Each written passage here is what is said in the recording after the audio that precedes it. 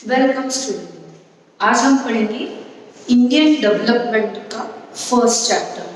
आपका इकोनॉमिक्स, अगर हम आरबीएसई की बुक्स की बात करें तो आपका इकोनॉमिक्स इंडियन डेवलपमेंट और स्टैटिस्टिक्स दो पार्ट में डिवाइड है। और अगर हम सीबीएसई की बात करें, इंडियन डेवलपमेंट का जो चैप्टर है वो तुम्हारे 12th क्लास में है। So to start with the chapter, first chapter का नाम है Indian economy at the eve of independence. So Indian economy at the eve of independence का अगर चैप्टर का नाम है तो वो आपको क्या बताना चाह रहा है कि इंडियन इकोनॉमी इंडिपेंडेंस के पहले की क्या स्थिति थी, क्या थी। तो वो इंडिपेंडेंस नहीं मिला था उस समय हमारी इंडियन इकोनॉमी किस तरह की थी, हम वो बात करेंगे। पर उससे पहले और फ्लैशबैक पे जाए तो हम मानते थे कि हमारी जो इंडिया है वो एक गोल्डन बर्ड की तरह मानी जाती थी। उस समय, उस जमाने में इंडिया के पास बहुत पैसा था, बहुत वेल्थ था। राजा महाराजा जितने भी बिजनेसेस थे वो भी बहुत अच्छे थे। राजा महाराजा प्रजा के साथ बहुत अच्छे से रहते थे। ये इस वजह से बहुत सारी दूसरी कंट्रीज हमसे अट्रैक्ट होती थी।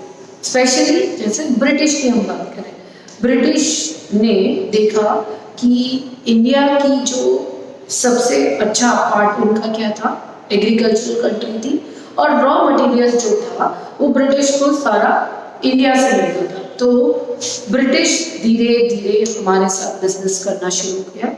बिजनेस करते करते वो हमें डोमिनेट करने लगे या हमारे देश में इंटरफियरेंस, जो बिजनेस के गवर्नमेंट जो देश का गवर्नमेंट है उसे इंटरफियर करने लगे और धीरे धीरे वो हमारे पूरी कंट्री में डोमिनेट करने लग गए थे। तो जब डोमिनेट करने लगे तब हमारी इंडियन इकोनॉमी की परिस्थिति या इंडियन इकोनॉमी के कंडीशंस क्या हो गए थे, हम वो पढ़ेंगे। तो सबसे पहले इंडियन इकोनॉमी के कंडीशन फर्स्ट सेक्टर में क्या था, एग्रीकल्चरल सेक्टर में कंडीशन क्या हो गई थी। उस जमाने में जब ब्रिटिश थे तब एग्रीकल्चर सेक्टर प्रोडक्शन बहुत लो है, लो लेवल ऑफ प्रोडक्टिविटी। स्टूडेंट्स, मैंने सारे जो पॉइंट्स लिखे वो हाईलाइट उसी तरह से किए कि आप याद रखें, इन पॉइंट को याद करके इनको डिस्क्राइब कर सकते हो। लो लेवल ऑफ प्रोडक्टिविटी का मतलब हो जाता है कि प्रोडक्शन उस जमाने में बहुत कम था, बिकॉज ब्रिटिश बहुत एक्सप्लॉइट करते थे। कम कैसे था? कम ये था कि जितने भी फार्मर्स थे उनके पास बहुत ज़्यादा पैसा होता नहीं था और वो एक तरह से लैंडलेस लेबर कहलाते थे। लैंडलेस लेबर्स इसलिए कहलाते थे क्योंकि जो जमींदार होते थे वो उन्हें रेंट पर लैंड देते थे और जब लैंड उन्हें दी जाती थी उस पर जो क्रॉप्स ग्रो होते थे वो सारे क्रॉप्स या तो क्रॉप्स या जब वो बिक जाता है वो पैसा सारा जमींदार किसी ना किसी तरह से उनसे रेंट के रूप में ले लेते थे। तो जो लैंडलेस लेबर थे उनके पास उतना ही पैसा होता था जिससे वो सर्वाइव कर सके। So low productivity, low level of productivity. उस जमाने में हमारा एग्रीकल्चरल प्रोडक्शन इतना अच्छा नहीं था क्योंकि सब्सिडेंट फार्मिंग थी। What do you mean by subsistence? Subsistence farming का मतलब है हम उतना ही बनाते थे जितना हमारे लिए जरूरत है, हमारी डेली लाइफ के लिए। हम कमर्शियल नहीं थे। High degree of vulnerability. Vulnerability का मतलब है बहुत ज़्यादा चेंजेस आना। किस तरह का चेंजेस आना? हम पहले कोई मॉडर्न टेक्निक तो होती नहीं थी फार्मिंग करने में। फार्मिंग के लिए हमें रेनफॉल पर डिपेंड करना पड़ता था फॉर प्रॉपर इरिगेशन। जिस साल में बहुत अच्छी रेनफॉल उस समय क्रॉप्स बहुत अच्छे ग्रो होते थे। जिस साल में रेनफॉल नहीं है उस साल क्रॉप्स भी लो प्रोडक्शन होता था। तो हम बात कर सकते हैं, हमने फर्स्ट पॉइंट पढ़ा कि लो प्रोडक्शन था, तो उसका दूसरा पॉइंट भी आ गया कि क्यों लो प्रोडक्शन होता था, क्योंकि रेनफॉल कभी अच्छी थी कभी अच्छी। हर साल प्रोडक्शन होना चाहिए, इसका कारण ये है कि प्रोडक्टिविटी लो थी। A wedge between owners and tiller. A wedge यानी डिफरेंस, बहुत बड़ा डिफरेंस था। ओनर, जो मैंने जमींदार कहा था, वो कौन थे? ओनर्स थे किसके? जमीन के, लैंड के। वो लैंड लेबर्स को देते थे, यानी टिलर्स को देते थे, और टिलर्स उनके ऊपर क्रॉप्स ग्रो करते थे, उसे बेचते थे। जो पैसा आता था वो रेंट के रूप में ओनर्स ले लेते थे। तो अगर फार्मर्स के पास पैसा नहीं बचता है तो नेक्स्ट ईयर जब उसको क्रॉप्स ग्रो करने तो उसके पास पैसा नहीं होता था, उसको अगेन क्या करना पड़ेगा, जमींदार से पैसा ले। इस तरह से वो प्रोडक्शन और प्रोडक्टिविटी को बढ़ा नहीं पा रहे थे, इस वजह से एग्रीकल्चर बहुत पीछे चल रहा था। इंडस्ट्रियल सेक्टर में सबसे पहला discriminatory tariff policy, taxation policy बहुत भेदभाव वाली थी। भेदभाव वाली डिस्क्रिमिनेटरी किस तरह से, ये 3 पॉइंट आपके लिए कीवर्ड है। पहला, allow tariff free export of raw material tariff नहीं लगाना है, फ्री। और इंपोर्ट होता था क्या, फिनिश्ड प्रोडक्ट, वो भी फ्री। तो ब्रिटिश के लिए फायदा, बट हमारे लिए इंडियन इकोनॉमी के लिए नुकसान था, क्योंकि हम सारा एक्सपोर्ट कर रहे थे और किसी भी तरह का टैक्स नहीं लग रहा था। इम्पोर्ट भी हो रहा था, जिसकी वजह से फिनिश प्रोडक्ट अगर इम्पोर्ट हो रहा था तो हमारे देश में फिनिश प्रोडक्ट का धीरे धीरे फॉरेन मार्केट बनता जा रहा था, और हैंडीक्राफ्ट मार्केट जो हमारे देश के प्रोडक्ट्स थे वो इतने काम नहीं आ रहे। Heavy duties were imposed on export of handicraft। आ गया पॉइंट। उस जमाने में ड्यूटी लगी जाती थी, या जो भी आप क्या एक्सपोर्ट कर रहे हो, हैंडीक्राफ्ट, जो भी इंडिया से बना हुआ सामान दूसरे कंट्री में एक्सपोर्ट हो रहा था, उस पर तो लग रहा था बहुत ज्यादा ड्यूटी, बट टैक्स दोनों पे फ्री था। जब हम रॉ मटेरियल एक्सपोर्ट कर रहे हैं तो फ्री, कोई पैसा नहीं लग रहा है, फिर इंपोर्ट कर रहे हैं फिनिश प्रोडक्ट, उस पे भी पैसा। तो दोनों तरफ फायदा अगर मिल रहा था तो ब्रिटिश को मिल रहा था। उल्टा हम जो हैंडीक्राफ्ट को इंपोर्ट कर रहे थे हमें उस पर क्या देना पड़ रहा था, हेवी टैक्स। इस वजह से इंडस्ट्रियल सेक्टर ठप हो गया।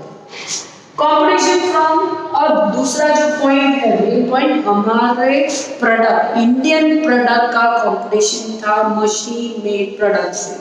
मशीन मेड प्रोडक्ट जो क्वालिटी में भी अच्छे होंगे और लो कॉस्ट में होंगे, जबकि हैंडीक्राफ्ट हाथ से बने हुए जो प्रोडक्ट होंगे वो इतने अच्छे नहीं दिखेंगे और प्लस बहुत एक्सपेंसिव होंगे। The third point is introduction of railways in India. ठीक है, ब्रिटिश ने कुछ अच्छा काम किया, पर उस जमाने में ये रेलवे का इंट्रोडक्शन किस वजह से किया था, उनके सेल्फ इंटरेस्ट के लिए, वो ताकि ब्रिटिश लोग सारा सामान इजीली डिस्ट्रीब्यूट कर सके ऑल ओवर स्टेट। जितने भी इंडियन स्टेट्स है उनमें सारा finish product easily export easily चला जाए और मार्केट बहुत बड़ा बन जाए, इस वजह से रेलवे का इंट्रोडक्शन। नेक्स्ट आ जाते हैं foreign trade. Now the condition of foreign trade at the time of independence, before independence क्या था, बहुत खराब हो गया था।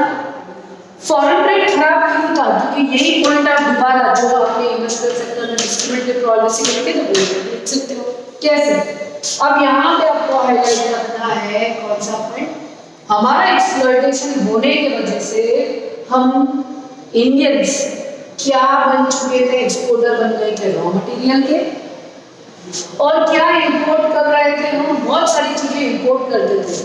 कॉटन इंपोर्ट होता था, सिल्क इंपोर्ट होता था, वुलन क्लोथ्स इंपोर्ट होते थे, यानी उनकी कंट्री से, ब्रिटेन से आते थे। साथ साथ में बहुत सारी मशीनें, कैपिटल गुड्स किसको बोलते हैं, मशीन जो आपकी इंडस्ट्री में लगेगी, वो मशीनें आती थी जो बहुत एक्सपेंसिव होती थी। तो हम ऐसी चीजें इंपोर्ट कर रहे थे, बहुत एक्सपेंसिव थी, जबकि एक्सपोर्ट कर रहे थे रॉ मटेरियल, और उसमें इतना पैसा कंपेयर टू हम मशीन से या कैपिटल गुड्स से कंपेयर करें तो इतना पैसा नहीं था। उस वजह से हमारा फॉरेन ट्रेड क्या हो रहा था, बिगड़ रहा था, खराब हो रहा था।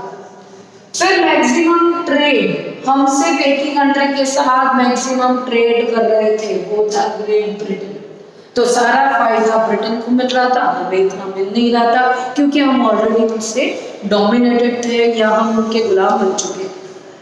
10 हमारा फॉरेन ट्रेड खत्म हो गया था, इंडियन वेल्थ। नेक्स्ट हम पढ़ेंगे डेमोग्राफिक प्रोफाइल। डेमोग्राफिक प्रोफाइल का मतलब होता है पॉपुलेशन से रिलेटेड, जैसे कि पॉपुलेशन क्या है, ज़्यादा मेल ज़्यादा है या फीमेल, यानी कि सेक्स रेशियो की बात होगी, डेथ रेट कितनी होती है, लाइफ एक्सपेक्टेंसी कितनी है, बर्थ रेट कितनी है, वो अगर साथ में इकट्ठा जब बोलते हैं तो उससे हम बोल रहे हैं क्या, demographic profile.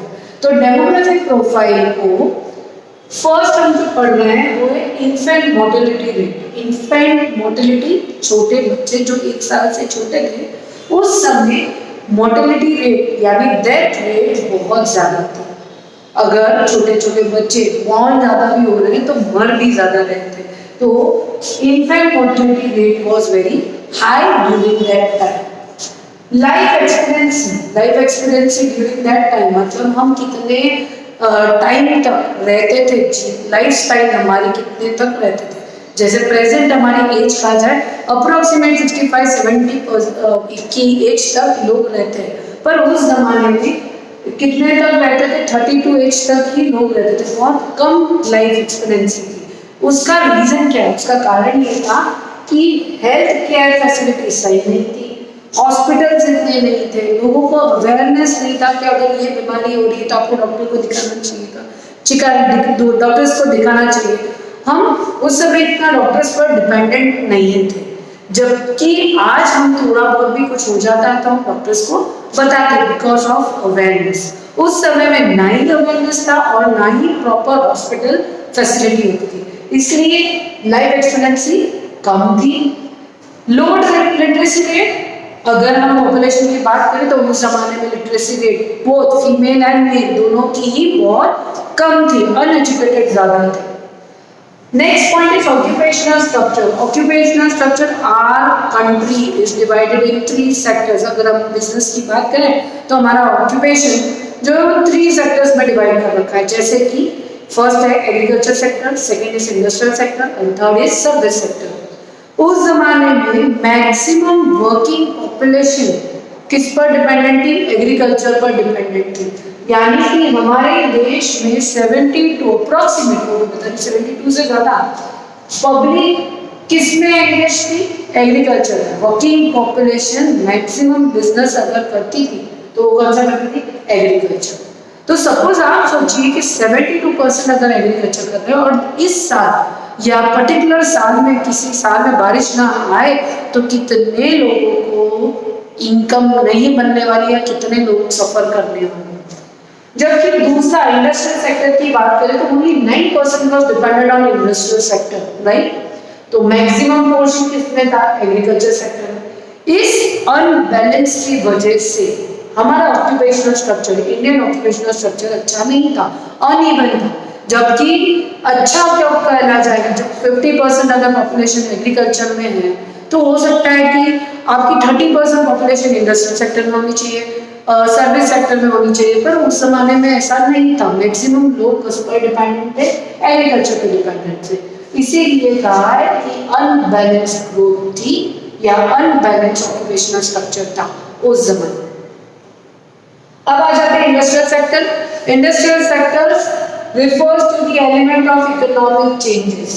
What do you mean by economic changes? Infrastructure का मतलब होता है डेवलपमेंट ऑफ, जो गवर्नमेंट आपको करके देगी, रोड का हो गया, वाटर सप्लाई हो गया, इलेक्ट्रिसिटी हो गया, ये सारी जो चीजें गवर्नमेंट आपको सप्लाई करती है, उससे हमें क्या पता चलता है कि हमारी इंफ्रास्ट्रक्चर। और हम बात करें सिटीज की बात करें तो फैसिलिटीज हमें ज़्यादा होती हैं कंपेयर टू अगर हम लोग किसी विलेज में चले जाएं तो विलेज में इतनी फैसिलिटीज नहीं होती। तो हम क्या कहेंगे, विलेज का इंफ्रास्ट्रक्चर अच्छा नहीं।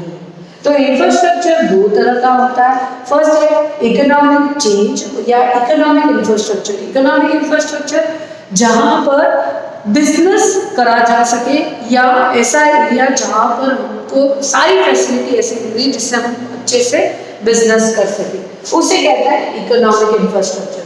तो इकोनॉमिक इंफ्रास्ट्रक्चर में क्या क्या चीजें आएंगी, जैसे कि ट्रांसपोर्ट फैसिलिटीज अच्छी होनी चाहिए, कम्युनिकेशन अच्छा होना चाहिए, बैंकिंग अच्छा होना चाहिए, पावर सप्लाई अच्छी होनी चाहिए, राइट। बार बार बिजली नहीं जानी चाहिए, नहीं तो इंडस्ट्रीज को बहुत लॉस हो सकता है।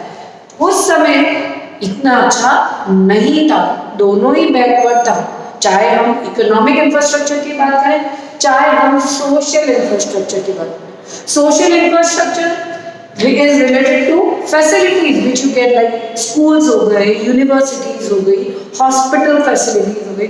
उस जमाने में ये सारी facilities भी इतनी अच्छी नहीं थी, तो hospital, education center, housing facility, it comes under which infrastructure, social infrastructure। ये चाहे इकोनॉमिक की बात करो चाहे सोशल की बात करो, दोनों ही बहुत स्टैग्नेंट है, मतलब उनमें इतनी ग्रोथ नहीं थी।